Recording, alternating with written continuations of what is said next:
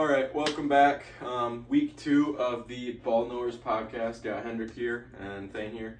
And this week we have a lot to go over with upsets, March Madness. Trades are going on all over the NFL. Like every single team has new players, along with what they could do during the draft. Kind of more insight than last week. And then MLB, a lot to talk about through all the 3 sports that we normally talk about. So let's jump right into it with NFL. List off some of your favorite picks from the last week or so. So, Steelers, huge upgrade. DK Metcalf, you have the ultimate crash-out offense there in Pittsburgh. Get Aaron Rodgers, goes on another darkness retreat. We'll see what happens, but that makes the offense way better. Lions get locked down. Cornerback DJ Reed. That's exciting. Very disappointing they didn't get Myles Garrett, and a little worried about the Lions. They need a pass rusher. They need to trade for Trey Hendrickson. I think their number one priority in the draft should be pass rusher. They need it bad. Yeah, I think like how you started with DK, I think that could be a tremendous upside for the Steelers if they can get a leader at the quarterback position. If they get Aaron Rodgers, it's going to be just the same as having Russ this year. They need a strong leader that's going to lead them to kind of their positions, because both George Pickens and DK want to be wide receiver 1, and only one of them is going to get that position. So it'll be interesting to see if they are able to get a leader, or if it, like you said, is another crash out season like it has been the last couple. And yeah, the Lions get a corner, but they don't have a pass rusher yet. I think Myles Garrett kind of settling for less, even though he got paid. He said he wanted a Super Bowl, and he's not getting that in the near future, no matter how the Browns draft, in my opinion. They just offered him too much to turn down. He's the highest paid non-quarterback now.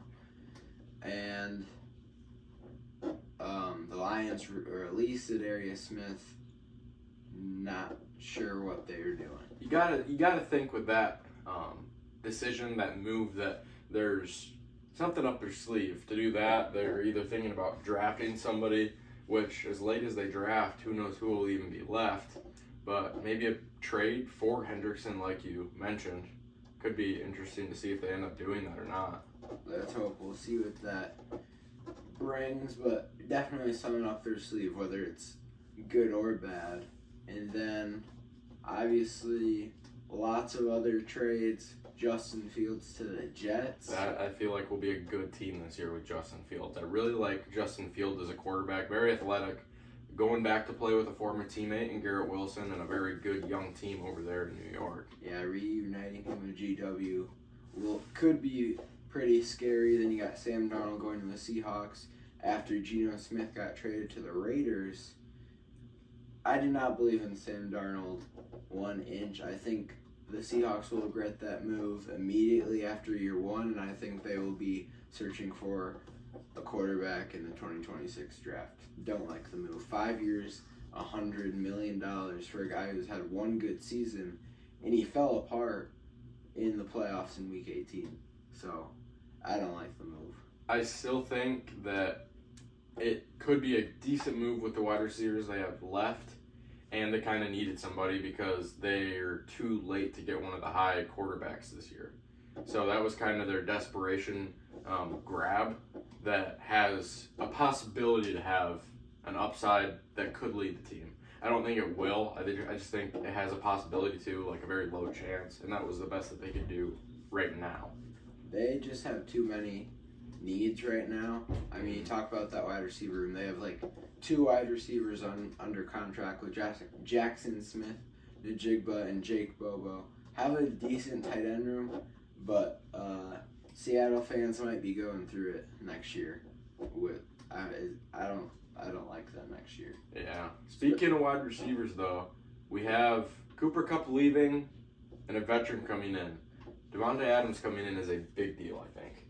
I think at first I thought I'm like he's washed, but this is a guy who is like a year removed from elite Pro Bowl status. I really like this move, pairing him with another veteran in Matt Stafford. They know each other from the time in Green Bay and Detroit, and I think he's going to fit in very well with Puka Nacua, that offense, Kyron Williams. We'll see what they can do in the draft, but the Rams, they're always a threat as long as you have the Sean McVay, Matthew Stafford combo. I think it's always a threat in LA. I think it's a very good move for them. I mean, I know Cooper Kupp, although he had a bad season, I think he's still a top-tier receiver. Maybe not an elite receiver, but I think he's still a top-tier receiver. But I think Davante Adams fills that, definitely. I think he's still a top 10 receiver in the league. Maybe even top 5, argument for top 5, and I think they could be very dangerous this year. They were only like one play out of the NFC Championship, and adding Davante Adams is going to, I think, give them that push to the NFC Championship. Although Lions and Eagles still look just as dangerous, and if they cannot fall apart, that could be very interesting. The NFC, I think, now is more dangerous than the AFC, it seems like. The AFC is kind of falling apart. Yeah, it seems to be a lot of losses. Cooper Kupp will make a team very happy, along with the Rams are scary. Jared Verse coming on year 2. The Commanders traded for a left tackle. That is really shoring up that offensive line, along with the Bears making all sorts of veteran moves. Yeah, their pockets are deep this year. It's a competitive NFC conference, and we'll see if the Eagles make it back, but I think it's a much tougher path this year for all of the NFC. Yeah, I think not much going on like in the AFC. I mean, we had D-Hop going to the Ravens, which is a weird move to say the least. I think they already had all they needed, in my opinion. I don't think they need a washed up, old receiver. I think he's not elite anymore. He's 3 years out of elite. He's going to help that offense. Mark Andrews, washed. Getting him back with Derrick Henry. D-Hop wants to win a Super Bowl. That's what he's playing for now. And if I'm D-Hop, I'm looking at the Ravens as one of the best options. Eventually, Lamar's going to get one. I don't think we're going to look in 10 years and Lamar's still not going to be holding up a Lombardi. Eventually, he's going to get one. And adding another weapon to Zay Flowers, along with along with the wide receiver too that I can't think of his name. Deontay Johnson? No. I know who you're talking about. Zero. The backup tight end basically is what he is. Well, there's likely. Yeah, likely. But there's another one. Okay. But I can't think of him. But yeah, I like the move. I can't like look at it and say that's a good move. I think he's just old and washed. I know you obviously disagree, but I don't think that gives enough. They already have what they need, and maybe it adds 5 catches, but he already tried to Super Bowl train and that didn't work this year, so maybe it'll work this year, but I think that the Bills are still a better led team with Josh Allen, especially now. Josh Allen has a little bit more to play for now that he got that giant extension, $330 million for 6 seasons. He's taking the year off. No, he's not going to Joe Burrow this thing. He's taking the year off. No. Bengals will be better than the Bills. Speaking of Joe Burrow and the Bengals, it is kind of crazy what the Bengals did to T. Higgins. I think that is the most disrespectful move a team has made in recent years. The Bengals are going to burn down that franchise. I don't think we're enough years out of Joe Burrow wanting out, because Trey Hendrickson probably won't be there long term. T eventually going to get let go. Jamar Chase is going to have to get paid at some point. It's not going to be from Cincinnati. No, it's kind of ridiculous that they're doing this they're doing it to T. Higgins, but they're doing it to all 3 of them, because they're a very tight-knit group over there. T. Higgins is better than a lot of wide receiver 1s right now, let alone the best wide receiver 2 in the NFL right now, in my opinion. Like, he's right there with Jamar Chase some games, and you're just going to franchise tag him? There's no reason for that. Trade him to a team that wants him or pay him, I think, is the only move you can do at this point. Mm-hmm. Switching over to the MLB, the Yankees are not the best team in New York anymore, losing 2 aces in 1 week with Luis Heel and Garrett Cole. Giancarlo Stanton's out for the foreseeable future.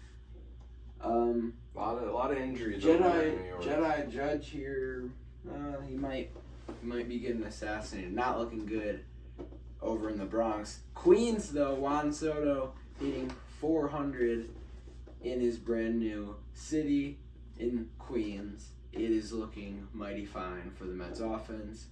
But pitching in New York, to say the least, not a lot of depth there. Yeah, I think, like you said, the Yankees just lost 2 of their best pitchers. Luis might come back mid-season. I don't remember what I read about that, but I think he might end up coming back mid-season. Garrett Cole could be a career-ending injury. I mean, Tommy John this late in your career, Justin Verlander survived it, but I don't know if Garrett Cole is Justin Verlander status.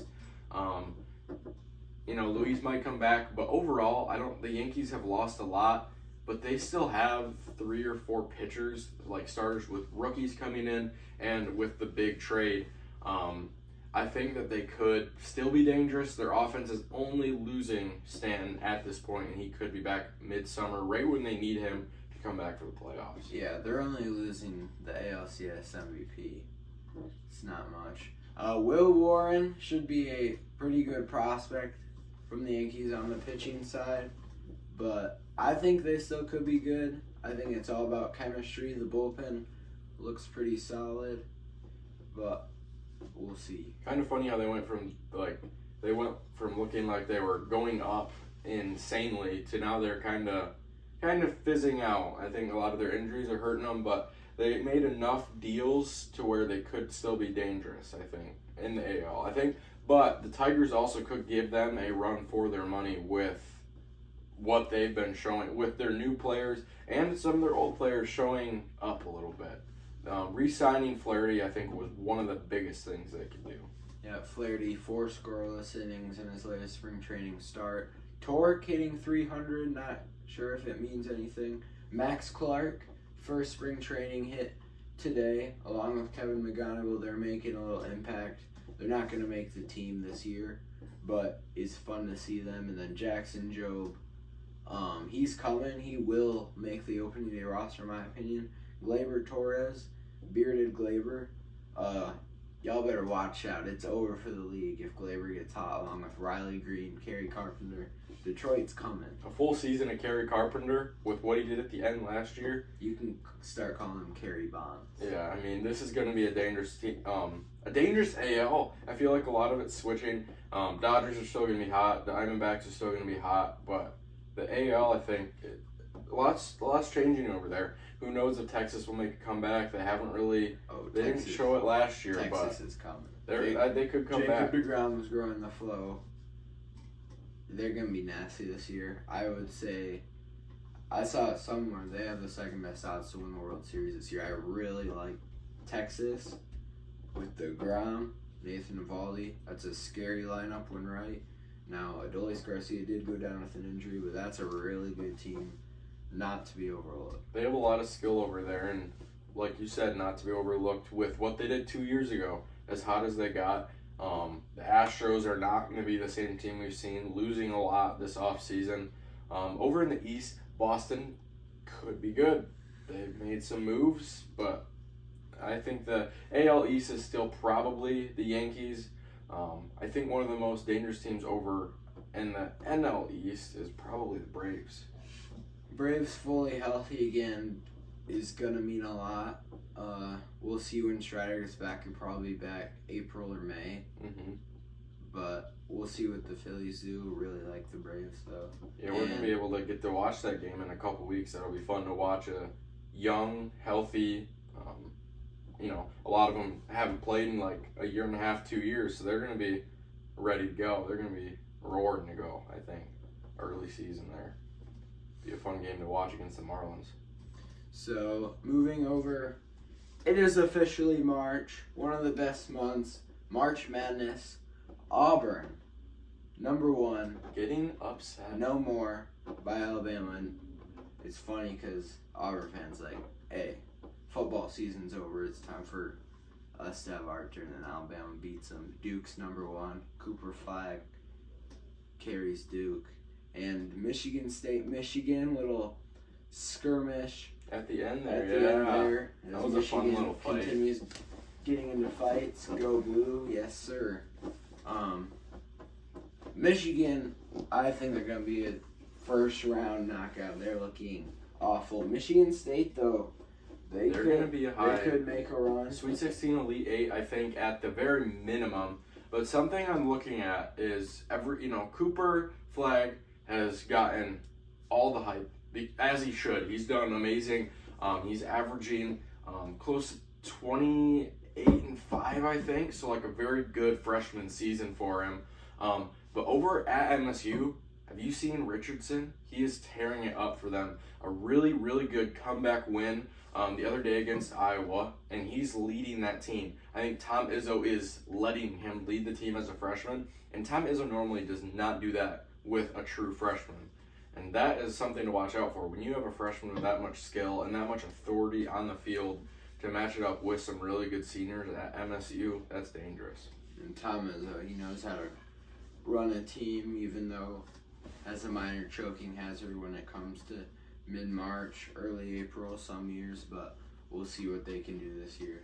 Yeah, I think a couple teams to watch out for this year, not getting a lot of hype, but very highly ranked, is Florida. They've been doing really well all season, and I think Alabama, although they got moved up a couple places to 5, like you said, they beat Auburn. I think Alabama has a better chance going deep than Auburn does this year. The way that they've been looking as of late, they've been getting really hot. Yeah, you can never, Auburn, it's better to have these losses now, get them out of the way, and hopefully you can just recollect before Selection Sunday is over and you really start preparing for March Madness. But Alabama is definitely a threat to make a deep run, and we might see them later in the tournament. That'd be an epic game for sure. Oh, yeah. I think there's a lot that could go wrong for Auburn. I think there's a lot that could go right for Alabama. Let's move on to where some of these March Madness kids will be this fall. Let's go to the NBA. What are you seeing right now? I know Steph Curry, and with that new Jimmy Butler teammate, that's been a dangerous team. They are not losing. They just aren't. Warriors were our top 5 in power rankings this week. Looking really good. Had a very good game against the Pistons. That was an entertaining one with Draymond and Curry really showing the Pistons up. Isaiah Stewart tried to two-small Curry. He don't do that to the greatest shooter of all time, and he paid for it. Warriors looking hot. Lakers looking hot. LeBron, I saw, he has not played on March 15th for 5 straight years. He's got an injury at the same time. Coincidence? I think not. And he posted a couple weeks ago, he was complaining about their schedule, which didn't sound like a GOAT thing to me. And it was like March 12th through March 20th, and now he's hurt for those games. So that's quite a coincidence, and we'll see Luka carry them. And it's really not LeBron. No, LeBron's, he's still athletically, he can still play, but he's not the same LeBron we saw 10 years ago. Getting all those finals against the Warriors back in, 15, 16. He's not that LeBron anymore, and he should retire. He's only here to push Bronny along, which Bronny shouldn't even be here either, in my opinion, right now.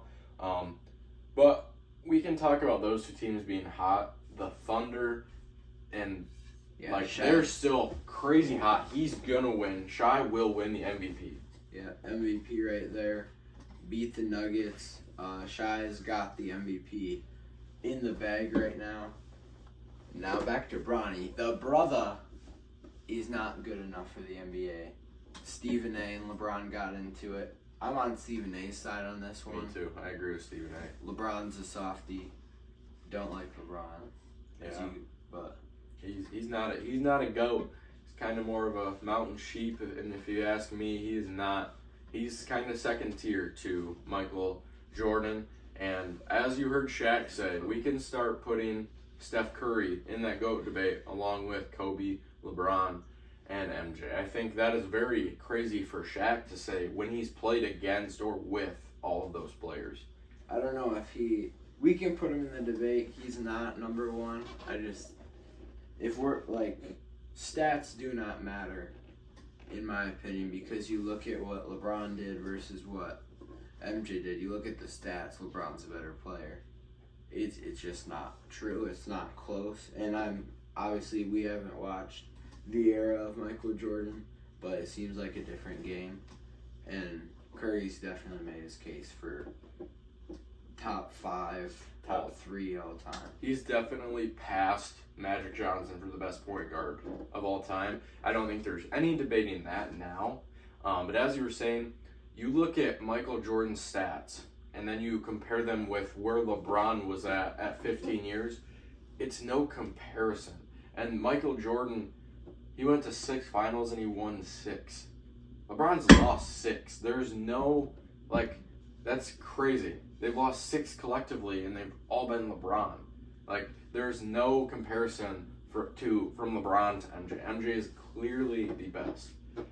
But back to LeBron's old team, the Cavs are tearing it apart right now. They have the best record in the NBA, but I still think with that, they're going to have a tough time against the Celtics. I think they're going to win, but I think in the playoffs they might get a little run for their money. Although they beat the Celtics, a couple weeks ago, I think Celtics going back to the finals. I think it'll be Celtics Thunder, which is obviously cliche pick because 2 of the best teams, but Cavs will choke at one point. They're inexperienced. I don't see them going all the way. Yeah, I don't think Mitchell has enough playoff experience to get him through those big pressure situations. You mentioned that Thunder is a shoe-in the West. You can't count out Jokic over there. I mean, what he just did, the first 30-20-20 in NBA history, that is something to be at least discussed for a good run out there in the West. That's crazy. Yeah. 30-20-20 is insane. I just don't think they can keep up in a 7-game series with a team like the Thunder. I think they'll fall apart by Game 5. Yeah, I think they might not be conditioned enough. They have the talent. They're just probably not conditioned enough or as good at defense as the Thunder seem to be. I think that Thunder defense, the way it was looking against the Nuggets the other day was really, really crazy.